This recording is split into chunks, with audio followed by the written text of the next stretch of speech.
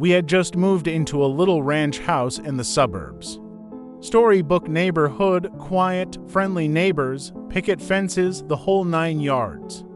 Suffice it to say that this was supposed to be a new start for me, a recently single dad, and my 3-year-old son. A time to move on from the previous year's drama and stress. I viewed the thunderstorm as a metaphor for this fresh start, one last show of theatrics before the dirt and grime of the past would be washed away.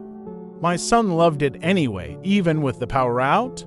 It was the first big storm he'd ever seen.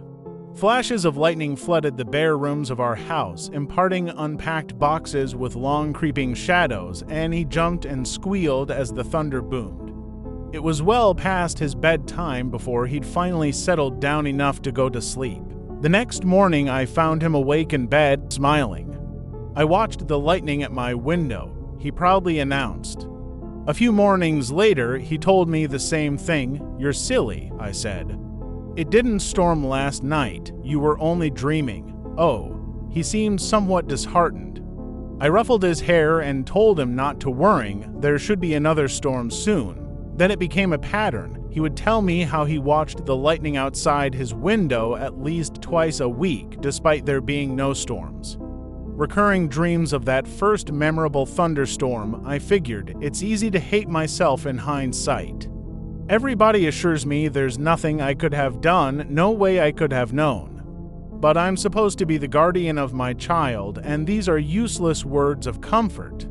I constantly relive that morning, making my coffee, pouring milk over my cereal, and picking up the newspaper to read about the pedophile local authorities had just arrested. It was front-page stuff. Apparently, this guy would select a young target, usually a boy, stake out their house for a while, and take flash photos of them through their window while they slept. Sometimes he did more. My stomach sank as the connection was made. At the time, it was merely something from a child's imagination. In retrospect, it is the scariest thing I've ever heard. About a week before the predator was caught, my son came up to me in his pajamas. "Guess what?" he asked. "What?" "No more lightning at my window." I played along.